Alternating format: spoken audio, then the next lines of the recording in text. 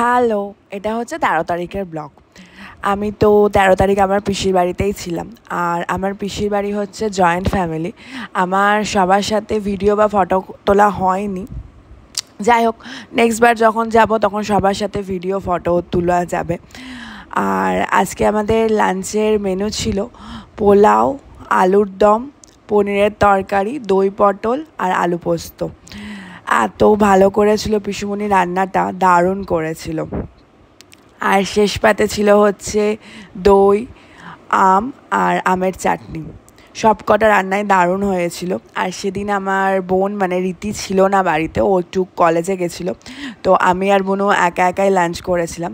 আর বিকেলেও মিয়োমোড় থেকে স্ন্যাক্স কিনে এনেছিল, চিকেন 65, একটা পনির বার্গার আর চিকেন স্যান্ডউইচ।